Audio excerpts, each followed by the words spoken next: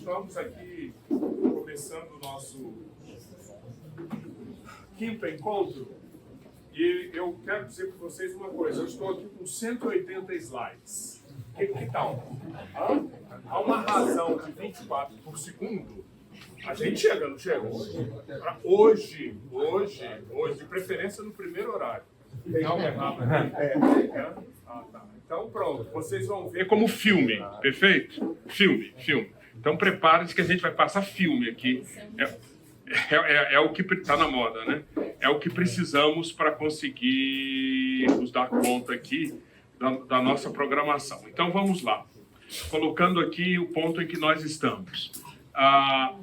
Estamos tratando do terceiro tópico da nossa ementa, que é entender quais algumas das distorções produzidas pela queda. E para isso nós trabalhamos nos últimos 2 domingos o que realmente aconteceu com a queda e para entender melhor os impactos dela, gerando distorções, afetando profundamente a nossa vida como trabalhadores. Eu não vou aqui repetir, obviamente. No domingo passado a gente gastou quase que o tempo todo nesse tema. Pergunta, em função do que a gente viu no domingo passado, teve muito material, em função do que vocês receberam durante a semana nos áudios, vocês têm alguma pergunta? Querem fazer algum comentário?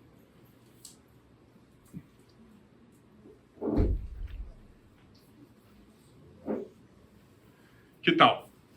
Nada?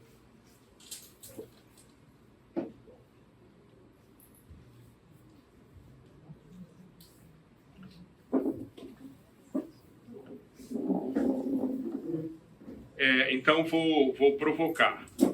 Nessa semana que passou, nós dedicamos quase que a semana inteira a falar sobre as frustrações e os 2 tipos de frustrações. Vimos aí o caso de Davi e o caso dos discípulos de Emaús. São histórias em que nós temos pessoas bastante frustradas com o que tinha acontecido e com o que estava acontecendo. E vimos que nessas frustrações aprendemos um caminho de Deus para lidar com as frustrações, sejam elas provocadas por causas externas, no caso de Davi, mas temos também frustrações que não têm a ver com causas externas. Na realidade, o que está acontecendo externamente deveria nos deixar realizados, animados, energizados. Mas no caso dos discípulos de Emaús, o que tinha acabado de acontecer deixou-os muito para baixo. Então, nesse caso, quando as frustrações são endógenas, isso aponta para o nosso mundo interior que está precisando ser trabalhado, certo? E não as circunstâncias. Em meio a tudo isso, e o texto do Salmo 25 e o que nós vimos em Lucas 24, nenhum comentário? Todo mundo entendeu, captou, aplicou? Eu vou dar mais 2 minutos aqui, Maurício. É isso que a gente tem que dar, né? Não tem que dar nesse momento aqui. Olha o Eduardo ali. Meu irmão, quantos séculos não te via? Prazerzão. Então,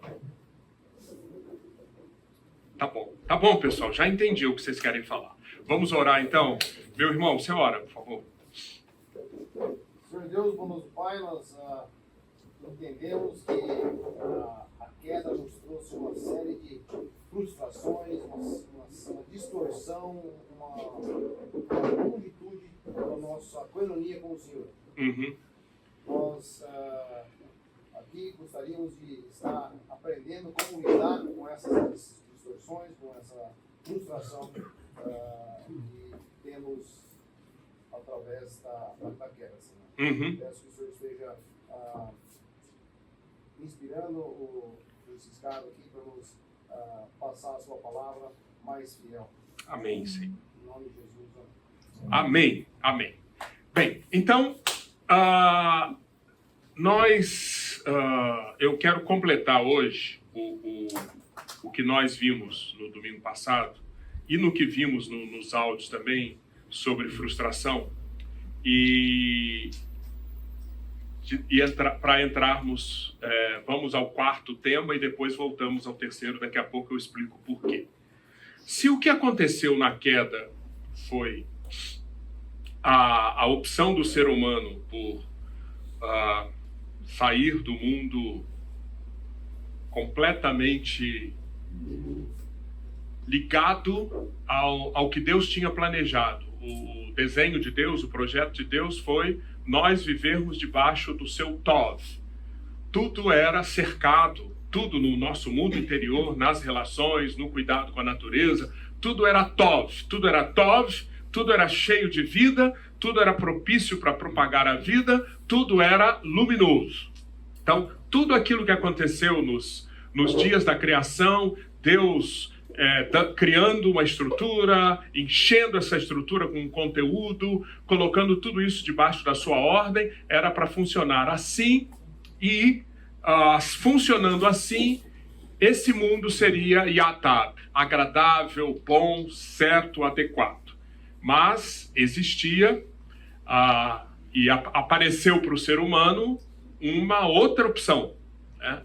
A opção ligada a um mundo manipulado por poderes malignos, exatamente negando o Tov, que é o mundo do Ra, o mundo da morte, o mundo das sombras, e a torneirinha do pecado estava lá como uma opção, e essa opção foi escolhida, e a partir da torneirinha do pecado aberta, o mundo que era para ser inteiro, completamente cercado da bondade, da vida e da luz, agora era um mundo alienado. E essa alienação gerou efeitos nos aspectos da ligação com Deus, da ligação do homem consigo mesmo, da ligação com o próximo, da ligação com a natureza. E aqui está como o nosso trabalho foi afetado. Nosso trabalho no dia a dia, a nossa vida como trabalhadores, é tão desafiada, porque o tempo todo nós temos que lidar com todos esses 4 tipos de alienação.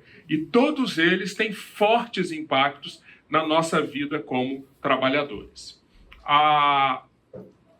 Um desses impactos, e é nesse ponto que nós paramos no nosso último encontro, um desses impactos é gerar uma sensação de que o nosso trabalho está infrutífero. Os frutos não estão aparecendo da maneira como nós esperávamos. Essa questão do fruto não aparecendo da maneira como nós esperávamos já estava prevista lá em Gênesis 3. A figura muito forte de que a terra, a partir desse embate e a partir da entrada do sombrio para coexistir com o luminoso, a terra vai produzir também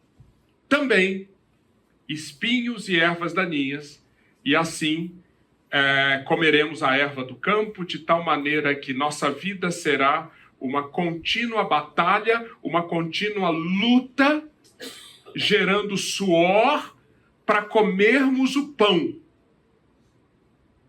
Até que no final, a terra, que gerou tanta resistência, que produziu tantas ervas daninhas e espinhos, a terra nos receberá de volta. A terra vencerá, até que o pó volte à terra.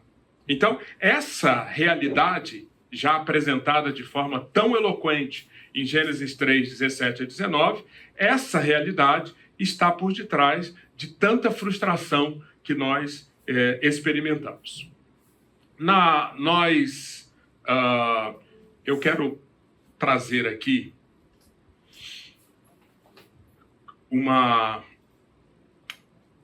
algumas visões que a palavra de Deus nos apresenta, muito importantes para nós lidarmos com esse fato.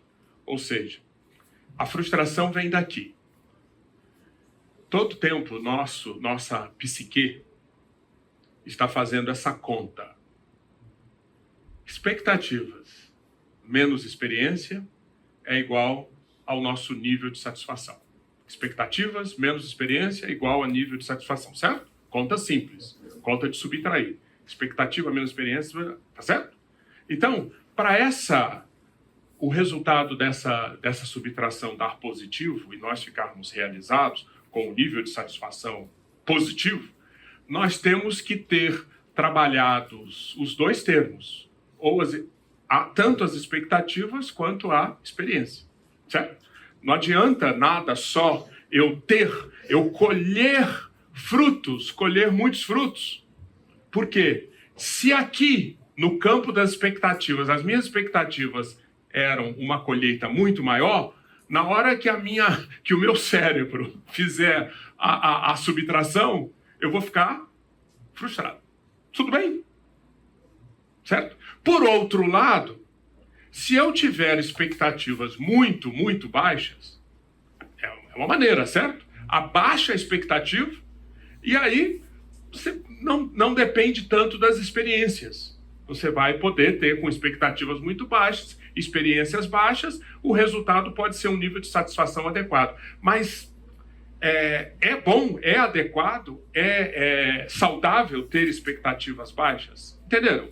Então, essa conta que o tempo todo nós estamos fazendo é que está por detrás do nível de satisfação que nós carregamos na nossa vida como trabalhadores. Então, para lidar com isso de uma maneira que eu estou chamando aqui de realista, uma maneira adequada de lidar com essa conta das expectativas menos a experiência, eu quero apresentar aqui para vocês algumas visões. Lembram-se, desde o início, quando nós começamos o curso, o nosso processo de transformação, ele começa com visão, depois vai para intenção, e depois da intenção vai para visão, intenção e ajustes. Visão.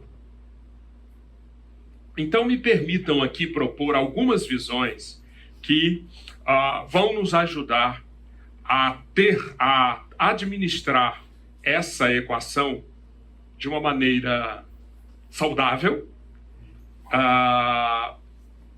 e com isso nós vamos reduzir as nossas frustrações, ou vamos trabalhar as nossas frustrações de uma maneira alinhada com o reino de Deus. Vamos lá, primeira visão. O trabalho não é uma maldição em si mesmo, pelo contrário. É parte da bênção que Deus concedeu ao ser humano e que foi avaliado como muito bom. Até aqui tudo bem? Importante carregar isso o tempo todo, tempo todo, tempo todo. Mesmo nos instantes em que o trabalho parecer mais infrutífero, mesmo nos instantes em que a frustração bater forte. Nunca perder de vista isso. O trabalho, aquilo em que eu me empenhei, as condições em que eu usei para produzir aquele fruto, isso é parte da bênção que Deus concedeu, isso é parte do muito bom. Mas, agora, esse trabalho está, juntamente com todos os outros aspectos da vida humana, sob... Tudo bem aqui? Perfeito? Tudo bem aqui? Primeira visão. Ok? Introjete isso, coloque isso no profundo do seu ser, porque isso vai fazer girar bem a roda do via. Segunda visão. Uma relação saudável com o trabalho é requisito essencial no amadurecimento de uma pessoa na semelhança com Cristo e na colaboração com a Trindade em sua obra redentora. Que tal? Está clara a frase? Você acredita nisso? Não é possível nós atendermos a segunda parte ali da frase, que eu entendo que é o objetivo de todo mundo que está aqui, né? Cada vez mais ganhar a semelhança com Cristo e, sendo semelhante a Cristo, atuar agora, aqui e agora, como colaborador com a Trindade na obra que a Trindade está fazendo aqui na Terra. Todo mundo quer isso, né? Todo mundo quer isso, espero. Pois bem, o enunciado aqui não é possível isso se na sua relação com o trabalho, você não alcançar uma maturidade. A falta a falta nessa área de trabalho, de sermos saudáveis nisso, vai ser um peso que nós carregaremos e que impactará profundamente o frutificar no Espírito, o ganhar a semelhança com Cristo, o produzir frutos para o reino de Deus, o atuar junto com a Trindade nos propósitos dela aqui. Perfeito, pessoal? Tudo bem? Gente, vocês estão quietos demais, hein? Eu estou inquieto aqui. Ninguém está falando nada, é impressionante, mas ok. Isso provocou alguém? Não. Alguém quer falar? Só para... Tá bom, ok, tá bom. Terceira visão. Trabalho inclui sofrimento, conflito, inveja e fadiga. E a questão de que nem todos os nossos objetivos são alcançados. Aqui nós já estamos descendo, né? No mundo real é isso, né? Inclui, não adianta. Sofrimento, conflito, inveja, fadiga e uma série de outros tipos de ervas daninhas e espinhos, certo? E isso vai trazer, sem dúvida, a realidade de que nem todos os nossos objetivos serão alcançados. Certo? Nós vamos ter que lidar com aquele desequilíbrio entre expectativas e experiências. Isso é líquido e certo. Quarto, uma área fundamental para o amadurecimento pessoal como trabalhadores envolve equilibrar sonhos e destino. Vamos lá, que eu tenho que explicar. Primeiro eu tenho que qualificar bem o que eu estou querendo dizer como destino. Tanto que eu coloquei entre aspas. O que eu quero dizer com isso é que todos nós precisamos ter ou deveríamos ter sonhos no nosso trabalho, na nossa vida, na nossa carreira, na nossa atuação, como qualquer tipo de trabalho. Todo mundo devia sonhar, certo? Tudo bem? Acontece que, além de sonhos, uma mente madura, alguém maduro, vai lidar o tempo todo com a realidade do destino. O que é isso? Não é um destino cego. Nós não estamos falando aqui de um destino cego, o destino ou o acaso decidiram, não é isso. Destino é o conjunto de circunstâncias que eu não consigo mudar. Você pode chamar isso, talvez até no próximo slide eu chame isso, a mão de Deus. Fica melhor? O que vocês acham? Fica melhor, Lia? Mão de Deus? Fica, né? Fica melhor. Eu vou mudar aqui o slide. Mas, entendem? Hã? Tá bom, vou mudar. Então, quer mudar agora? Você manda. Você manda. O importante é que não tem jeito, não adianta. Na nossa interação com o mundo, na nossa vida de trabalho, uma série de circunstâncias, elas serão dadas. Ponto. Então, como ser maduro nisso? Respeitar os sonhos, não deixar de ter os sonhos, mas respeitar o que não vai ser mudado.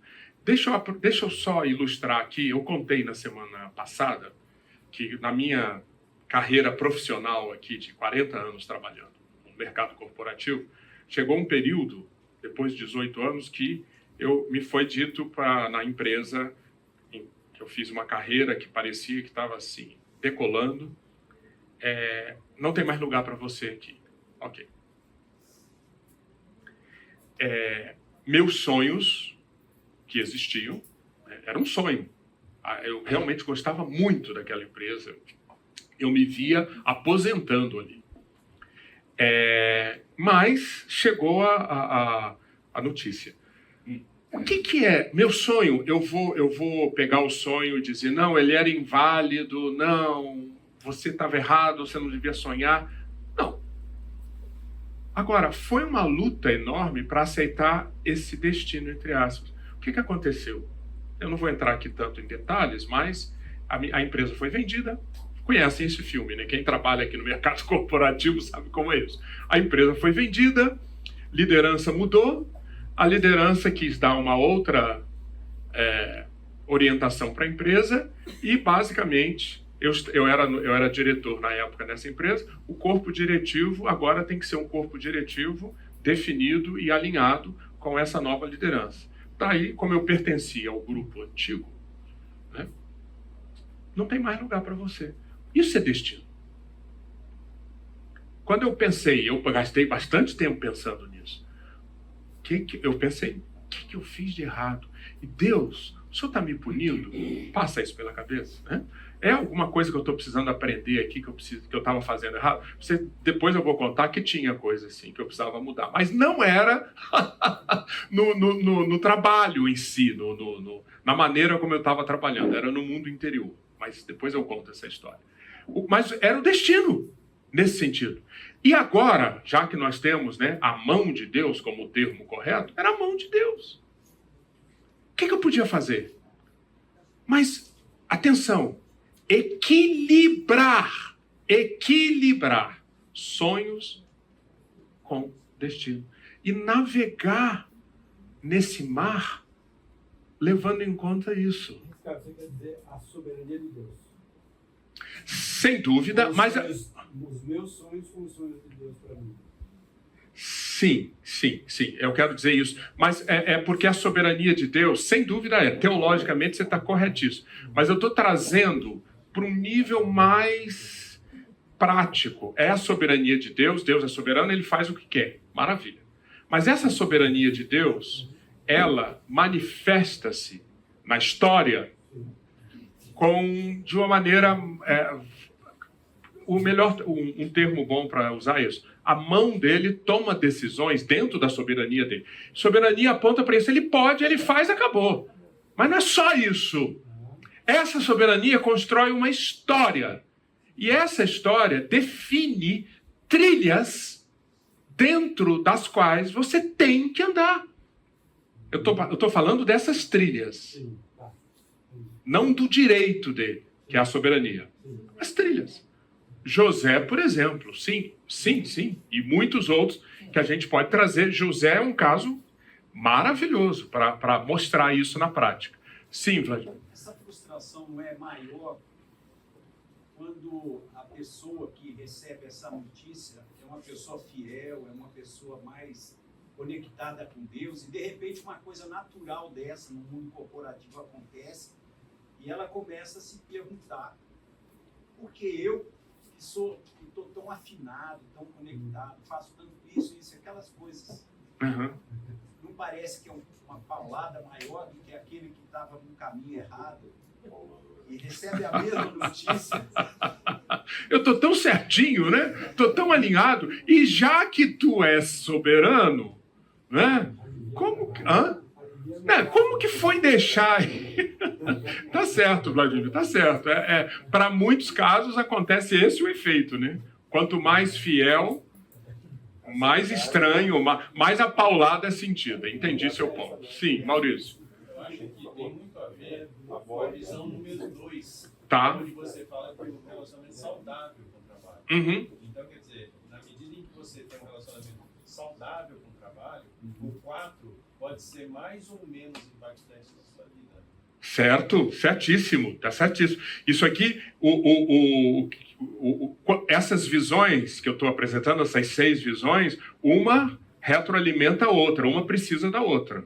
O ideal é o conjunto da obra. Tá. Sim, meu irmão.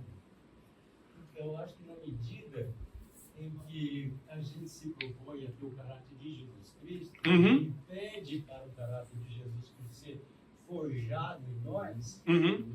essas situações vão nos ajudar a compreender, né, a vontade de Deus. Né? A gente lê o texto lá, todas as coisas cooperam para o bem daqueles que amam a Deus, né? Mas em todas as circunstâncias. Tá. Não apenas nas coisas boas, mas nessas coisas como você pode passar. Então, na medida que vem o sofrimento, na medida em que vem a decepção, a gente diz assim: Senhor, eu tenho certeza que Tu estás no controle, né? E me ajude a forjar o Teu caráter na minha vida usando essa situação. Perfeito. Ficou claro aqui, não abandonar os ideais, não abandonar sonhos, não abandonar onde se quer chegar, assumindo que está sendo trabalhado tudo isso que foi falado aqui, alinhado com Deus, submissão a Ele, desejando ser ensinado por Ele, não abandonar isso, José, mas também sensibilidade para com... Eu vou usar agora a analogia que eu amo, que é a analogia da náutica. A náutica. Quando eu trabalhei um tempo numa empresa, vou dar um nome aqui, na Ericsson, e a Ericsson patrocinava na época uma regata global, Volvo Ocean Race. Lindo. E eu fui ao Rio, fiquei lá um tempão acompanhando essa regata, a perna aqui do Brasil, e foi muito interessante que eu conheci muito mais profundo o mundo dos navegadores. É um mundo interessantíssimo, interessantíssimo. E algo que me chamou muita atenção e me marcou dali para sempre é esse fato de que como que eles têm que equilibrar sonhos. O que é sonhos? Não, eu vou preparar meu barco, a melhor vela, vou ter os melhores equipamentos, vou aprender as melhores técnicas, eu vou ter que colocar tudo que eu puder fazer de melhor para cumprir o sonho de ganhar essa regata. Porém, eles sabem que nada, nenhum desses itens é suficiente se não tiver vento. O vento é a figura do que eu estou querendo falar aqui como a mão de Deus, o destino, a história de Deus para a sua vida. Você pode chamar do que você quiser. E é realmente impressionante como foi acompanhar ali navegadores experientes, pessoas absolutamente competentes, com os melhores equipamentos, com os melhores recursos, mas passando por situações em que eles, no meio do oceano, eles não ficavam parados porque eles têm um motorzinho de reserva lá, tá? Não é tão, hoje em dia não é tão arriscado, mas não podiam desenvolver a velocidade que eles precisavam para quê? Para alcançar o sonho. Né? Então, é disso aqui que eu estou querendo falar. Tudo bem, pessoal? Gastei muito mais tempo do que eu queria no 4, mas tudo bem. Vamos ao 5º. Nós precisamos, no nosso trabalho, lidar com esse fato que ele muitas vezes será infrutífero, porque nós antevemos expectativas muito mais do que conseguimos realizar. E nessa questão do que conseguimos realizar, isso pode ser tanto a fatores externos, por exemplo, resistência ao nosso redor, inveja, mudanças na economia, crises no mercado tal, enfim, resistências diversas ao redor, quanto também pela nossa falta de habilidade. Isso tudo faz parte deste conjunto de espinhos e ervas daninhas que entraram na nossa vida como trabalhadores, fazendo parte desses aspectos do mundo sombrio e luminoso. E então, o trabalho muitas vezes será resistido por espinhas e ervas daninhas. Tudo bem aqui? E a 6ª visão, para terminar, que é muito importante. O irmão falou, qual que é o seu nome, querido? Ebenezer? Que belo nome, né? Até aqui, o Senhor, você leva isso o tempo todo. Muito bem.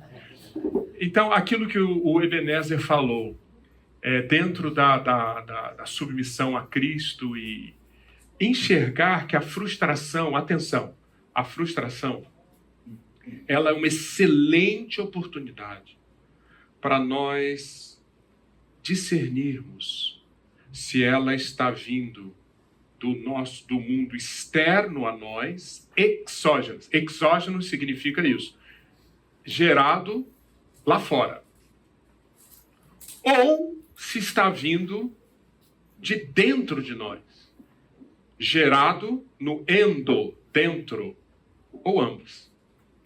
Certo? Então, nós podemos ter tanto causas exógenas como causas endógenas. E em todos esses casos, uma oportunidade para aprender, para crescer, para chegar mais perto do Senhor. Nessa semana que passou, eu compartilhei com vocês 2 casos aqui. Um caso de uma pessoa que ficou extremamente frustrada com o que tinha acontecido, Davi. E a narrativa lá de 1 Samuel, ela é atordoante, certo? Lá em Ziclag. Davi e os seus homens chegam e encontram a cidade, que era a cidade de reabastecimento para eles, no mundo da guerra que eles estavam. O trabalho desses caras era guerrear, eles eram guerreiros, então ficavam lá guerreando. Esse era o trabalho deles. E Ziclag foi uma cidade concedida a eles para eles se reabastecerem. E ali moravam os seus familiares, suas mulheres, seus filhos. E eles chegam ali e Ziclag está queimada. E todos os familiares sequestrados, levados lá pelos amalequitas. Né? Diante daquela situação, o texto diz que Davi, depois de chorar até não ter mais forças. Olhem só, hein? Chorar até não ter mais forças.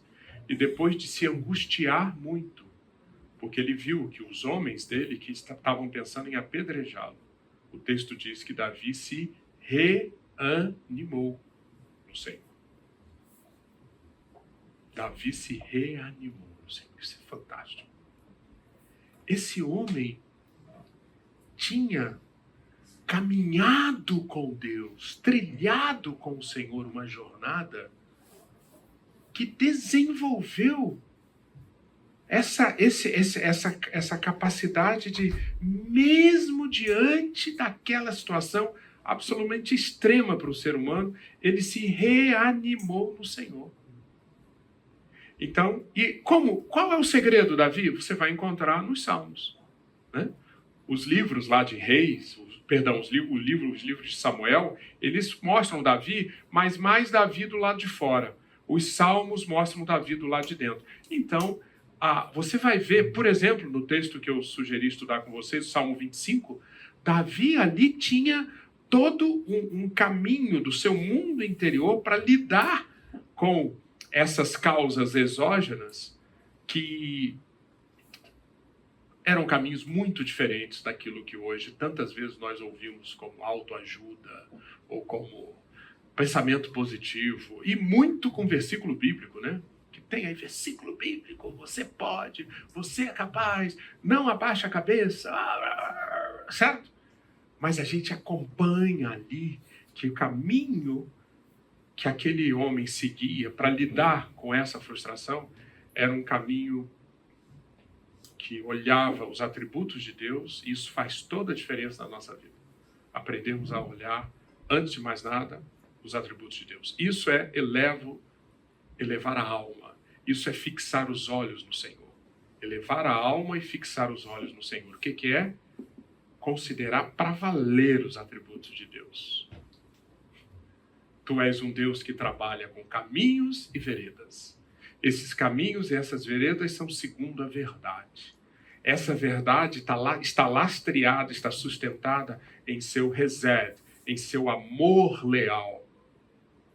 Esse amor leal nos leva até o mais profundo dos atributos de Deus, que é essa visão dele, um Deus da aliança. Porque se nós chegamos lá, o Salmo 25 nos mostra, o círculo de íntimos, aqueles que fazem parte dos íntimos de Deus, a estes ele revelará os segredos da sua aliança. Então, todo esse caminho que Davi fez é um caminho que a gente precisa aprender a fazer para lidar com quando está chovendo canivete.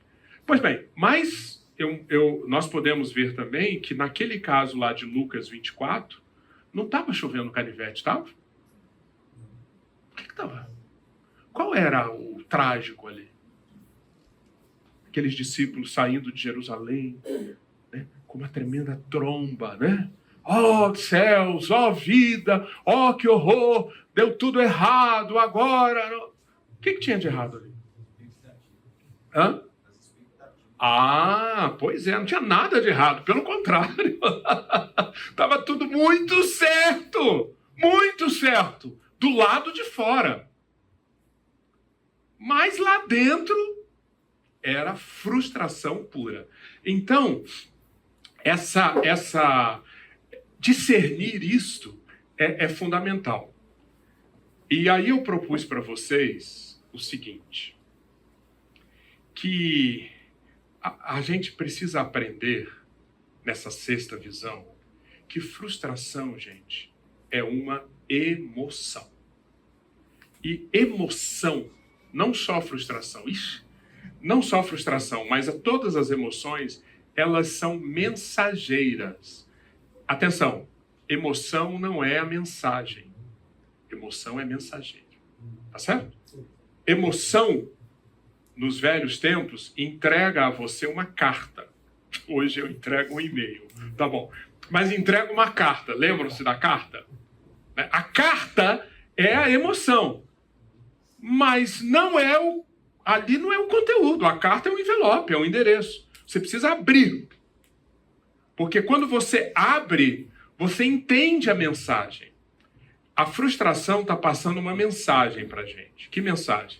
Eu já vou acabar aqui e dar um intervalo. A mensagem de que no nosso mundo interior, todos nós temos um mundo interior riquíssimo, uma psique riquíssima, que o tempo todo está demandando ser satisfeita na área da identidade, da autoridade, do propósito, da moralidade, das posses, do controle sobre as circunstâncias, do relacionamento. Entende? Todos nós, você tem essas 7... São 7, né? Tem essas 7 áreas fazendo o quê? Gerando demandas o tempo todo. E essas demandas comunicam-se com você através das cartas. A carta é o que? A mensageira. Então, uma maneira sábia de lidar com a frustração eu estou sentindo isso, sem dúvida. Não negue. Estou sentindo isso. Qual a mensagem que eu estou recebendo com isso? E, normalmente, a área que está gerando aquela mensagem é a área de propósito. Nós somos seres que carecem de propósito. Tem algum pecado nisso? Isso é do mundo das trevas? Não. Isso é saudável. Isso é do mundo da luz. Isso é do Tov. Querer um propósito. Esse propósito, ele vai gerar desejos por sucesso e reconhecimento. A questão é, então, uma vez que eu chego até aqui, e já é um grande passo quando eu chego até aqui, a questão é justamente permitir, na presença de Deus, que isso daqui seja avaliado. Certo? Aplicando isso no caso dos discípulos de Emaús, para irmos para o intervalo. Onde está? Eles estavam sentindo essa emoção? Estavam tendo essa forte emoção? Sim. O caminho terapêutico que Jesus apresentou para eles foi um caminho terapêutico para levá-los a quê? Como o Vladimir falou. Amigos, tem algo errado com vocês aqui. O fato de ter propósito, não. Mas vocês acabaram desenvolvendo aqui, nessa área, uma expectativa desalinhada com Moisés e os profetas. Bastou Jesus explicar para eles o quê? Moisés já estava lá, profetas, e apresentar tudo o que estava escrito a respeito dele, do Messias, Moisés e os profetas. E naquela explicação que Jesus fez, o que o texto diz? Os olhos deles que estavam embaçados, fechados até, sequestrados até, os olhos deles abriram-se. Olha só. E aí eles puderam perceber que eles estavam em desordem nesse mundo daqui. Que o propósito do Messias não era uma conquista política, não era algo que sobressaísse no mundo físico, no mundo material, que destituísse os romanos e que trouxesse um reino messiânico material. Não era isso. O que estava dizendo lá em Moisés e nos profetas já apontavam, eu não tenho tempo aqui, mas a gente pode fazer uma varredura no Pentateuco e mostrar como isso apontava para o lado sacrificial, expiatório, morte do Messias. E depois, indo aos profetas, nós encontraremos isso também. Perfeito?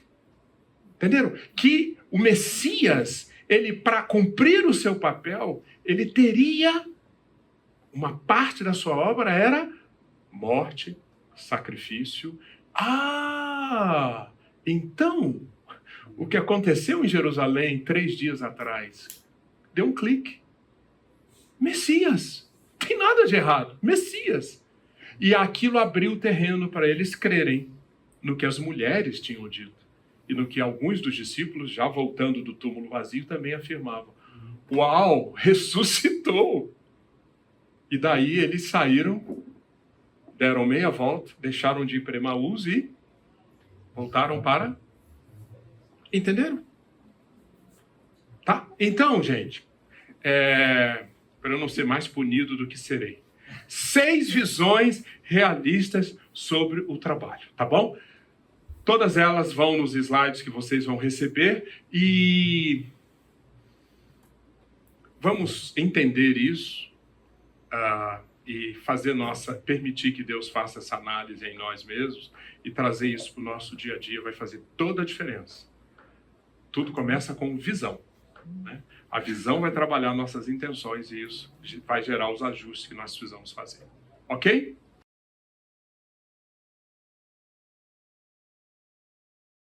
A sequência seria comentar mais um caso de uma pessoa frustrada, um servo de Deus frustrado, e que foi trabalhado na sua frustração, e da maneira como Deus trabalhou a frustração dele, nós temos um aprendizado muito grande sobre frustração. Ocorre que, pelo adiantado da hora, eu não terei esse tempo. Eu provavelmente vou gerar um áudio para vocês estudarem durante a semana sobre Jonas, certo? Jonas. O Jonas é um caso riquíssimo. Não deixem de estudar o caso de Jonas sob essa ótica, a ótica do trabalhador frustrado. Agora, então, eu iria gastar aqui 15, 20 minutos, mas não tenho esses 15, 20 minutos, portanto não gastarei em Jonas. Mas eu quero ressaltar um ponto do processo de Deus para trabalhar Jonas, que é o seguinte: quando Deus, no capítulo 4, né, depois de várias etapas na história de Jonas, o chamado dele, a decisão que ele tomou de fugir, de cumprir aquele chamado, indo numa direção oposta. Ele não iria para Nínive. Capítulo 2, ele é tragado pelo grande peixe. Tem a história lá antes tem a história dos marinheiros, tragado pelo peixe. Ali ele ora, o peixe o coloca para fora. E aí, no capítulo 3, Jonas tem uma nova oportunidade. E dessa vez ele faz como Deus mandou, e os ninivitas se convertem. E aí o texto diz que Deus se arrependeu do mal que havia sido preparado para cair sobre a Síria, sobre os ninivitas, e os ninivitas ganham uma outra chance também. Aquilo deixa Jonas, capítulo 4, absolutamente frustrado. Absolutamente frustrado. E ele, então, entra naquele estado de frustração ligada com depressão, quer morrer. Mas, enfim, como não dá para nós entrarmos nos detalhes, mas eu quero chamar a sua atenção dessa frase que o Senhor usa no versículo 9. Versículo 9. quando ali, com Jonas assim no fundo do poço da frustração, o Senhor diz para ele: é razoável essa tua ira? No versículo 4. No versículo 9, então perguntou Deus a Jonas: é razoável essa tua ira por causa da planta? Enfim, a gente sabe que depois, quando Jonas já estava querendo morrer, ele se coloca numa determinada posição e ali Deus faz nascer uma planta que alivia o calor, e só que na sequência Deus mesmo providencia um verme para matar aquela planta, e depois que a planta morre, o calor vem com tudo, aí Jonas está realmente na depressão da depressão, né? Ele entra em camadas mais profundas do poço da frustração. E nessa hora, no versículo 9, Deus pergunta: é razoável essa tua ira por causa da planta? O que essa pergunta do Senhor sugere? Que às vezes a nossa tradução em português passa por cima. Quando nós vemos, atenção, o nosso ponto de partida, o tempo todo nós estamos diante do Tov ou do Ra, certo? Estamos aqui ou aqui. Quando Deus pergunta para Jonas: Jonas, essa tua ira é razoável? Sabe qual é a palavra para razoável?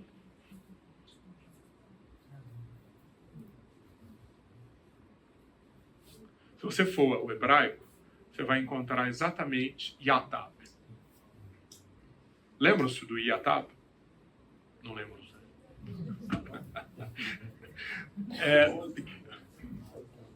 Está muito ligado ao Tov, né?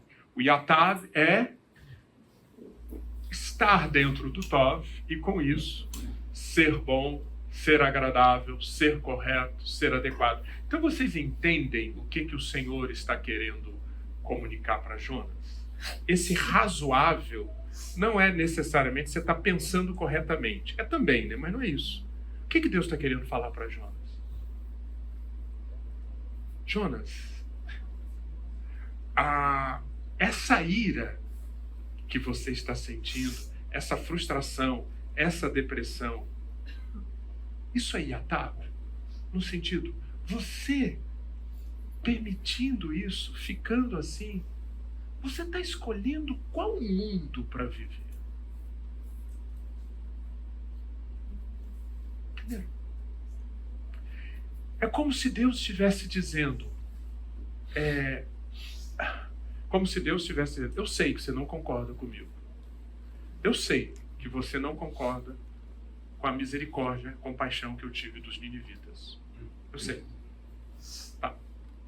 Mas ao invés de bater nesse ponto, fantástico, né? Ao invés de bater nesse ponto, olha, os ninivitas, eu dei para eles uma nova chance, etc. Por isso.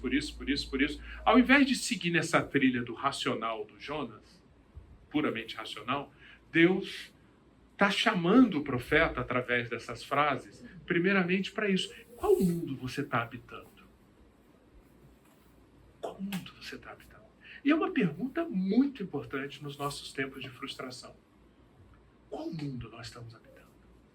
Porque a frustração pode, como uma emoção, ela pode levar-nos a esse caminho que Jonas pegou.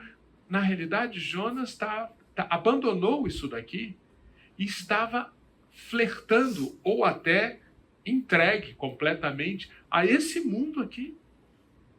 Ele precisava ser resgatado daquilo. E o caminho que Deus usa é o caminho espetacular. Porque, primeiro, ele chama Jonas para um confronto com isto. Qual mundo você está habitando? Qual mundo espiritual você está habitando? Em segundo lugar, Deus, ao usar aquele recurso de fazer nascer uma árvore, milagrosamente, rapidamente, para dar sombra e depois retirar, o que Deus fez nascer em Jonas? Compaixão. Certo? Jonas ficou sentido pela árvore que morreu. Olhem só. Deus, então, termina o livro assim. Jonas, você foi capaz de ter compaixão por uma árvore. Não teria eu muito mais motivos para me compadecer de Nínive, onde vivem mais de 120 mil pessoas e muito gado? Espetacular. Espetacular.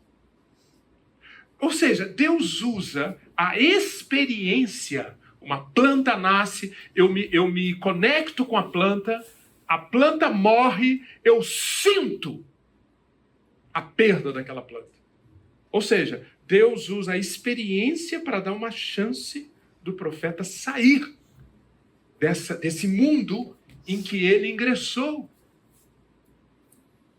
e ser curado dessa frustração endógena. E aí, terminando, fica a pergunta: Jonas saiu? Aí é outra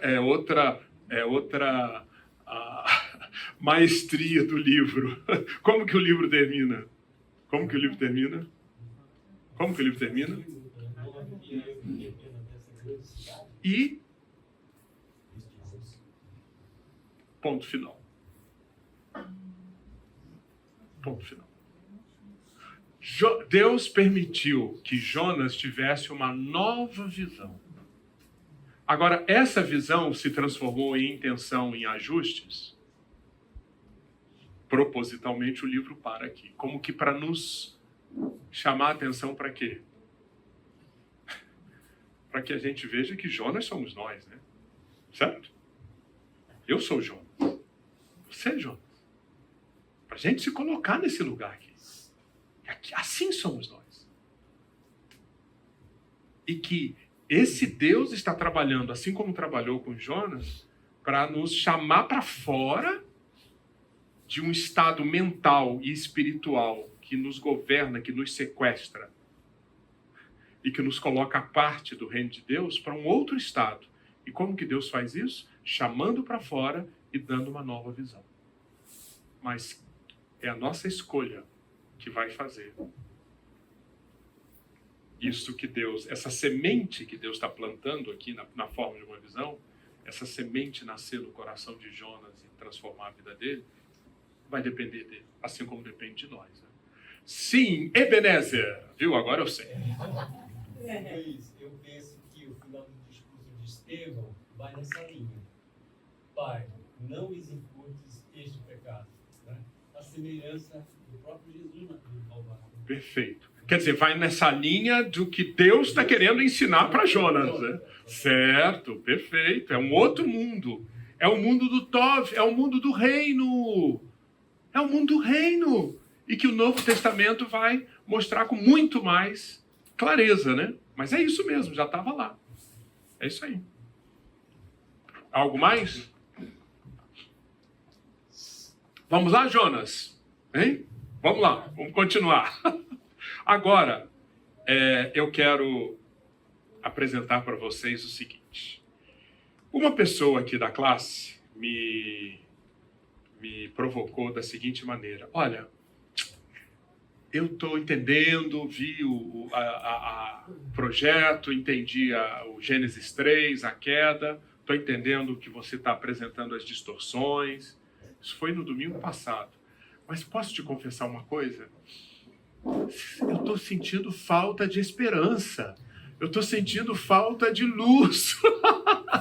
Em meio a tanta coisa tenebrosa que você está apresentando e etc, etc. Daí, por causa disso, viu, Maurício? Nosso coordenador aqui do curso.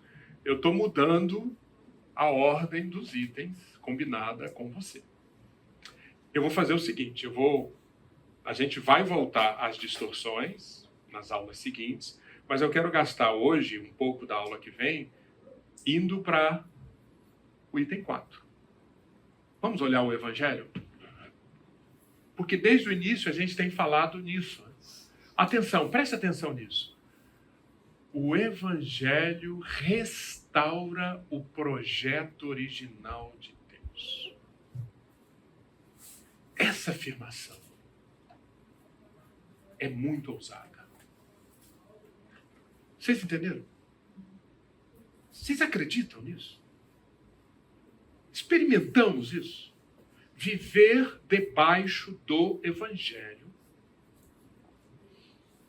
em meio às distorções, que elas não sumiram, em meio ao mundo do Ra que nos cerca, em meio aos espinhos e ervas daninhas, aos efeitos da queda, em meio a essa mistura do sombrio e do luminoso, em meio a tudo isso,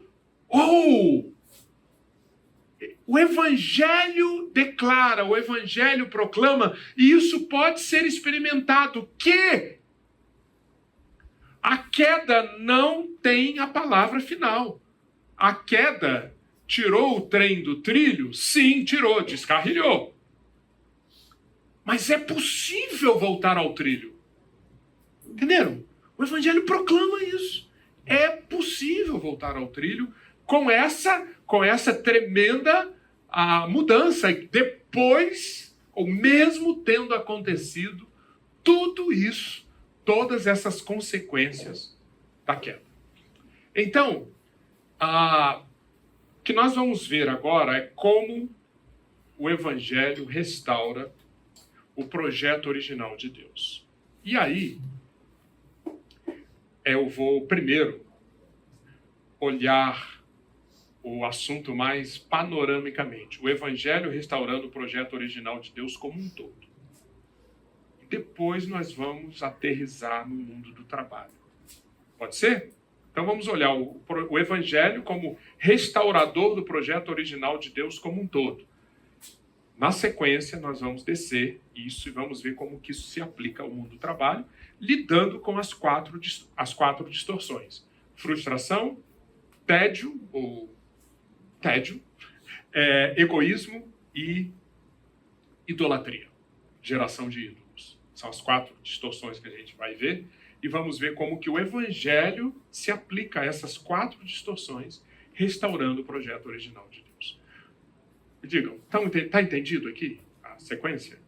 Tudo bem?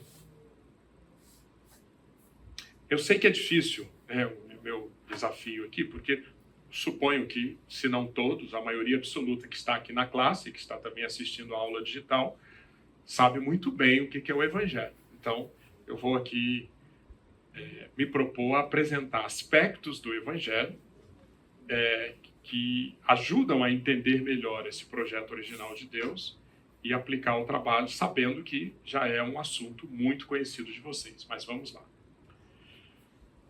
Antes de mais nada, deixa eu fazer uma pergunta.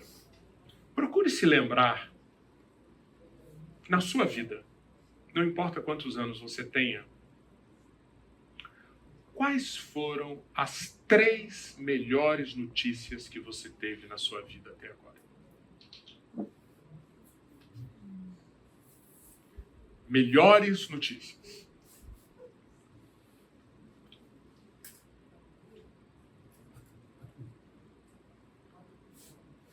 É para você pensar, hein?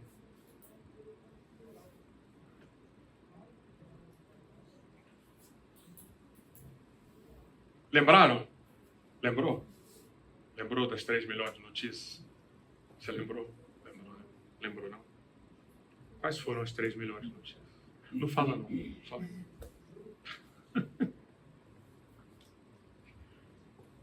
Alguém quer compartilhar aqui uma delas? Que tal?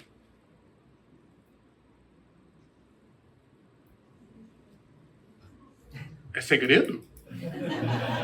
Segredo? Isso é vergonha? Quando meu filho estava, primeiro filho, Depois eu traduzo aqui para a classe. ele estava com 2 circulares de cordão. Então, lá dentro da barriga da mãe. Então, quando a cirurgia teve um bom resultado, tudo, ele nasceu. Nós éramos bem jovens, né? Faculdade. Era o primeiro. O primeiro filho, eles souberam, quando ele estava para nascer, que o menino, o bebê, vale para... O bebê estava com um cordão Com algumas voltas aqui no pescoço, era isso? 2 voltas. 2 voltas no pescoço. Era essa a situação. E E daí, assim, risco de já entrar no trabalho de parto, vamos dizer assim, risco de sofrimento fetal, criança morrer. sequelas ou até óbito, né? Exatamente. E nós não somos nada. Você se lembra do momento em que veio a notícia de que nasceu e é perfeito? Você lembra? Que tal? Sou agradecido. Sim.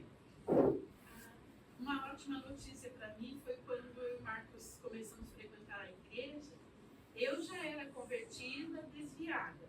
E ele veio para me trazer, porque eu estava entrando em depressão. Tá. E depois de um tempo, o Marcos chegou para mim e falou assim: eu vou me batizar. E isso para mim foi assim, surpreendente. Porque eu vi que Deus agiu na vida dele. Eu não fiz nada, foi Deus mesmo. Ele me trazendo, ele me comunicou que ia se batizar.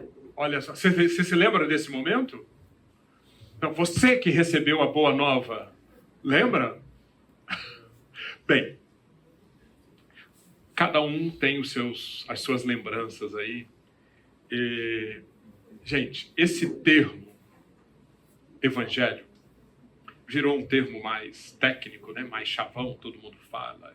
Mas ele foi trazido e foi colocado nas Escrituras porque foi o que os escritores dos evangelhos e depois os apóstolos enxergaram como um termo adequado, mas percebam, não é por acaso. Eles resolveram chamar de evangelho. Por quê? Porque para eles, o que tinha acontecido na vida deles e o que eles entendiam que deveria suscitar, deveria levantar na vida dos convertidos, era exatamente isso. Uma boa nova, algo absolutamente marcante, uma notícia que não era esperada, ou então, no caso deles ali, que eles estavam apreensivos, estavam pensando que algo muito ruim poderia acontecer, mas não aconteceu algo muito ruim, aconteceu algo muito bom.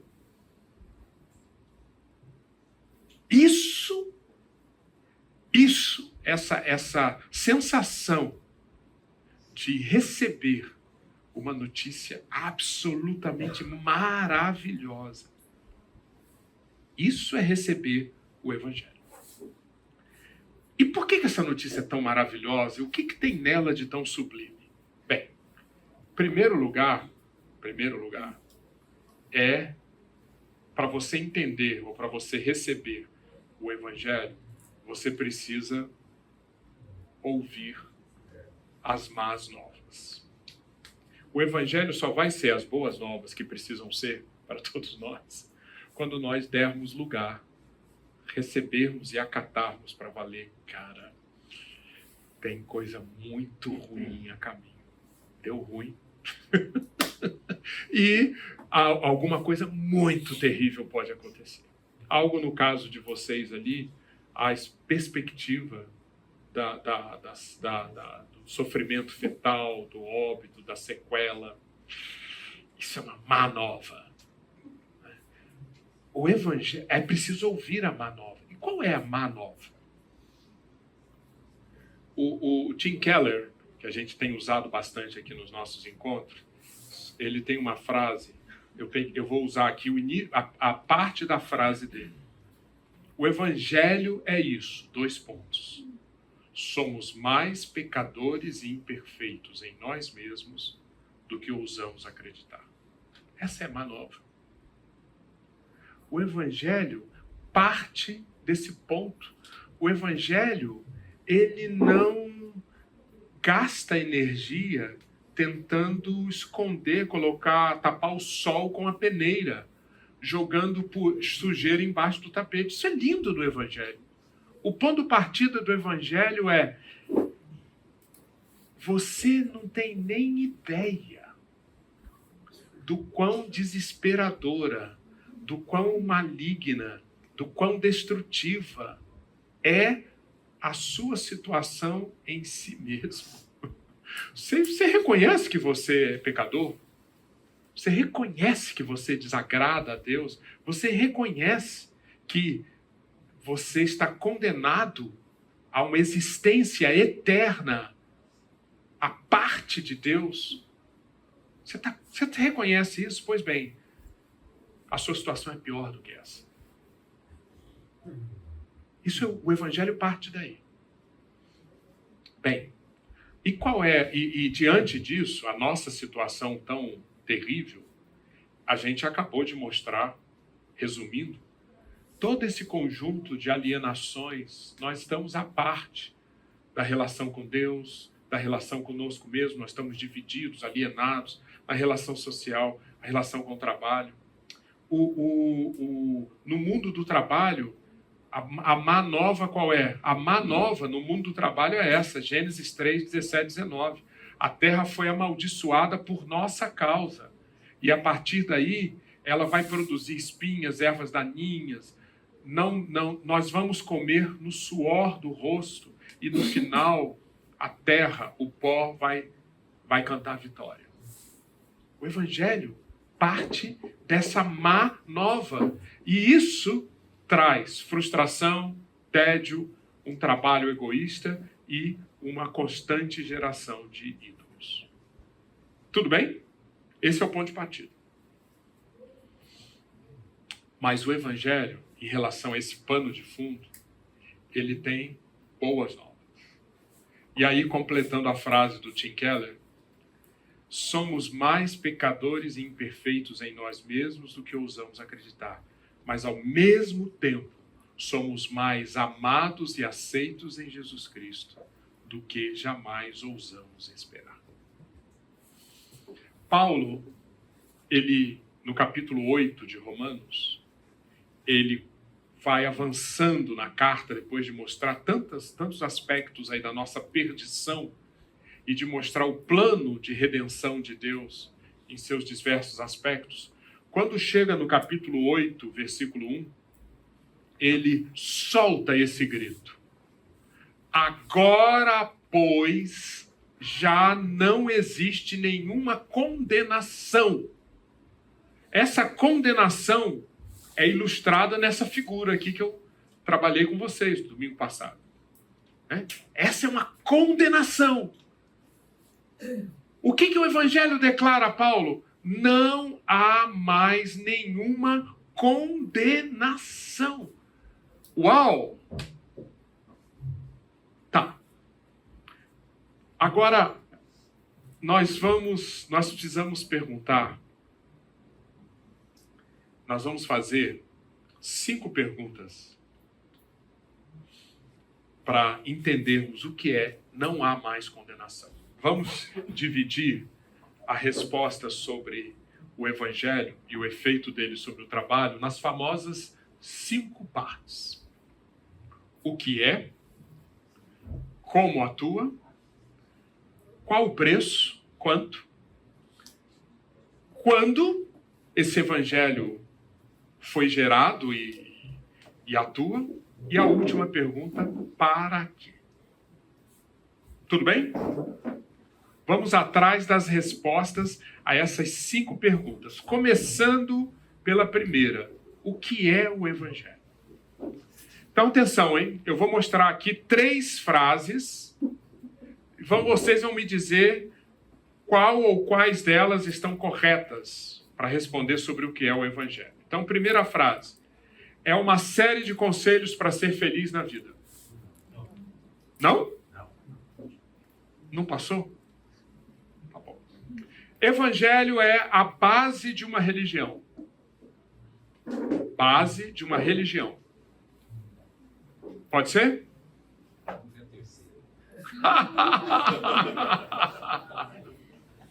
A terceira? Posso colocar a terceira? Você já está com gabarito aí? Vamos ver. Vê se vocês concordam. Anúncio de como nossos pecados estão perdoados e podemos ir para o céu. Bem, quem está acostumado comigo deve imaginar que tem uma pegadinha aqui, mas vocês não. É isso? Fala, Paulo. Luiz, o Evangelho é a entrada ao reino, né? O reino de Cristo, que é muito mais amplo do que qualquer uma dessas aí isoladamente. Perfeito, obrigado. Você antecipou bastante aqui. Mas eu quero bater nesse ponto porque para muitos de nós, e muitos que estão no mundo eclesiástico, essa é a resposta. Quer dizer, tem muita gente lá de cima também, né? Mas essa daqui é a resposta suficiente. E se nós ficamos com essa resposta sobre o que é o Evangelho, como nós vamos ver, por exemplo, qual a aplicação, então, qual o impacto do Evangelho no trabalho? Se o Evangelho é isso. Entenderam? Parece que não tem aplicação. Afinal de contas, resolveu a questão dos meus pecados. Ótimo, graças a Deus por isso. E me deu um passaporte para ir para o céu. Seja lá o que isso signifique, né? Céu. Ótimo. Passado e futuro. Mas, gente, eu estou trabalhando agora. Daí que o que o Paulo falou é a chave. É o que efetivamente está alinhado com o que o Novo Testamento mostra. Evangelho é o anúncio de que o Reino de Deus chegou e que podemos viver nele. Isso é o Evangelho. Vou repetir agora, colocando todo o slide para isso. Olha, anúncio de que o Reino de Deus já chegou e que ele está disponível agora. Isso faz toda a diferença em relação às outras afirmações que foram colocadas. Vocês entendem? Palavra-chave, reino. Reino, evangelho, reino. Outra palavra-chave, já. Chegou. Agora, você pode perguntar, o evangelho, então, foi anunciado, ou começou a ser anunciado só em Lucas 1, Mateus 1, João 1, é? Não. Desde quando o evangelho foi apresentado? Desde quando? Gênesis, exatamente, o nosso amigo Gênesis. A teologia chama Gênesis 3,15 de o proto-evangelho. Ali já estava um proto, que é uma antecipação, que é uma corporificação de alguma coisa antecipadamente. Proto-evangelho. Gênesis 3,15. Agora você vai me dizer, vamos lá, vocês só vão embora, está quase na hora de ir embora. Só vão embora se responder essa pergunta. Onde é que está o evangelho aí? Porém, inimizade entre você e a mulher, entre a sua descendência e o descendente dela. Esta lhe ferirá a cabeça e você lhe ferirá o calcanhar. Isso é evangelho? Então me digam como. Como? Este lhe ferirá a cabeça. Isso é evangelho? Em que sentido, Lia?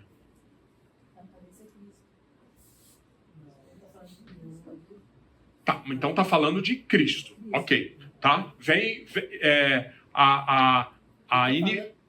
Pois não. Da volta de Cristo. De como a salvação vem por Cristo.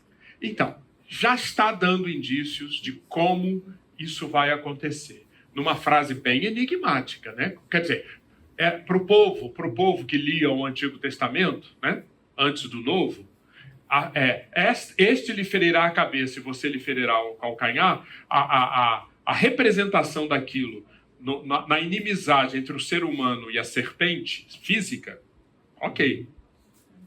Certo?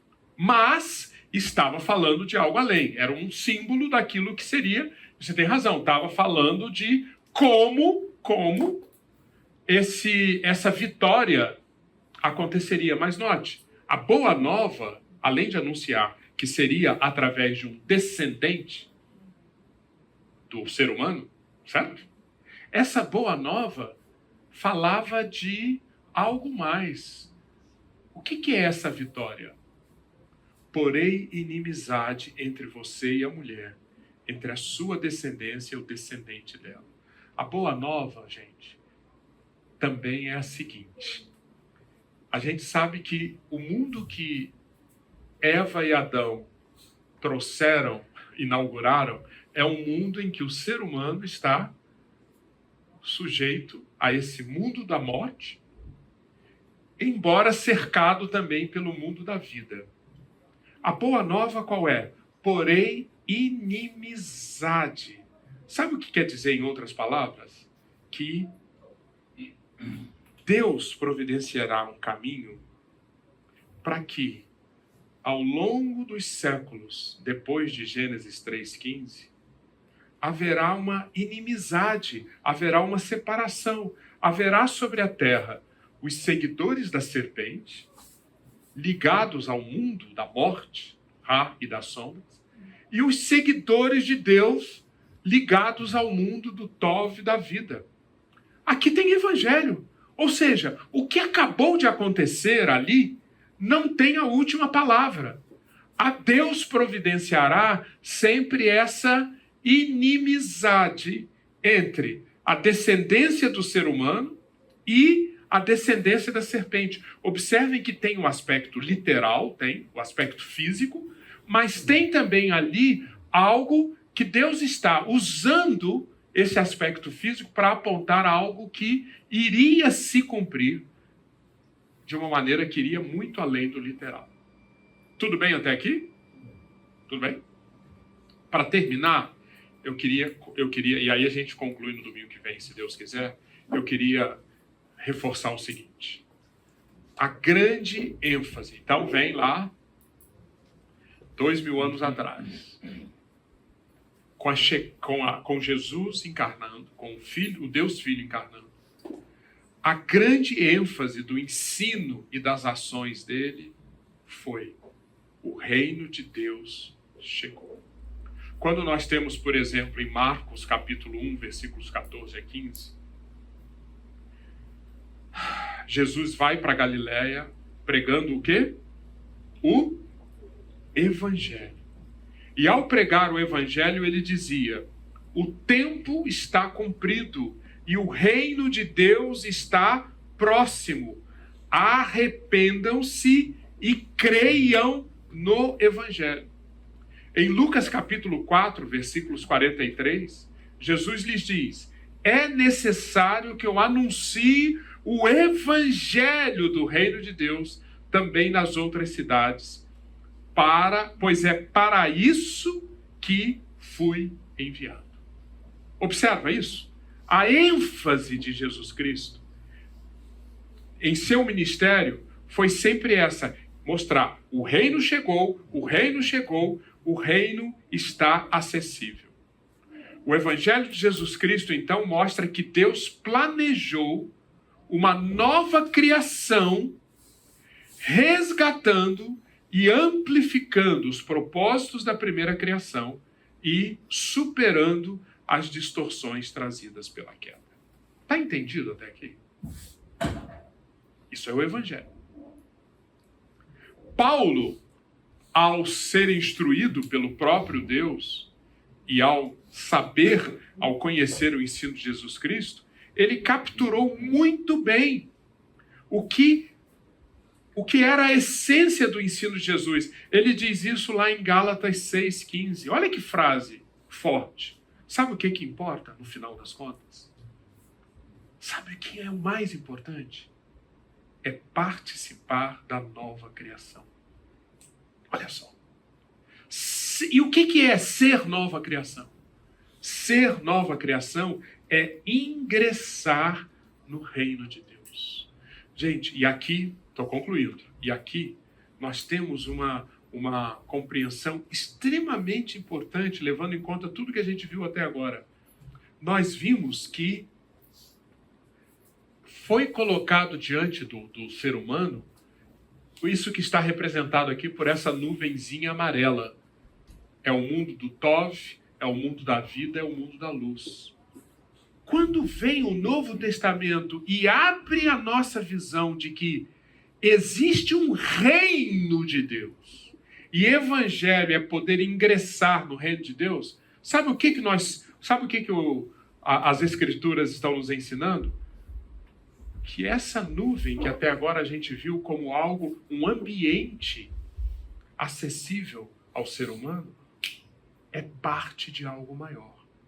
Que algo maior é esse? Que algo maior é esse? Está representado aqui pela nossa nuvem amarela.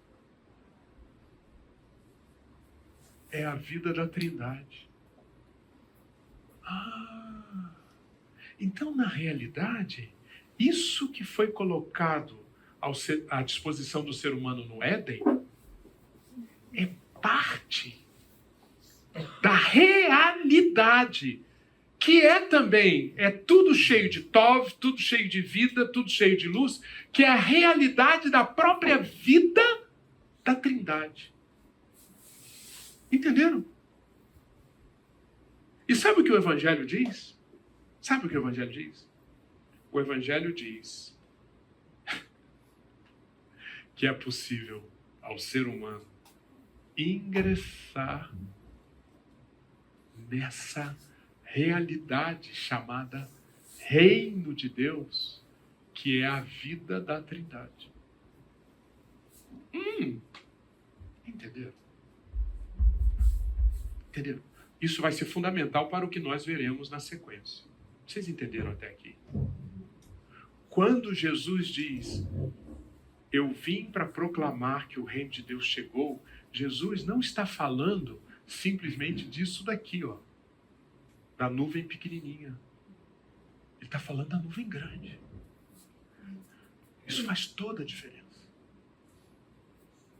O reino de Deus chegou que é possível ao ser humano acessar a isto daqui. Quando Colossenses 1, 12, 13 diz que ele nos libertou do poder das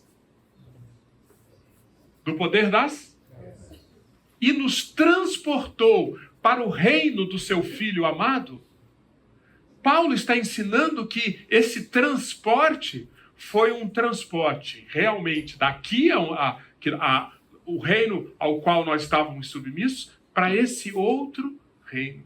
Nada menos do que isso, que é o reino do seu Filho amado. Está muito abstrato? Então, o que nós vamos estudar aqui na sequência para terminar esse tema domingo que vem, se Deus quiser, e entrar nas demais distorções, entendendo isso, nós veremos como isso faz toda a diferença na nossa vida como trabalhadores. Se eu entendo que eu ingressei no reino de Deus, e com essa compreensão, é nada menos de participante da vida da Trindade, o meu trabalho vai ser enxergado como uma oportunidade de viver nas suas diversas aplicações, de viver e propagar esse tipo de vida. É nada menos do que isso, que é a nossa dimensão como trabalhadores. Ok? Podemos ir, então, para a semana? Então, durante aí a semana, eu vou compartilhar aí mais explicações sobre isso e vamos orar. Senhor, quão gratos nós somos ao Senhor por podermos vislumbrar pelo menos um pouquinho da profundidade das riquezas, da sabedoria, do conhecimento do Senhor.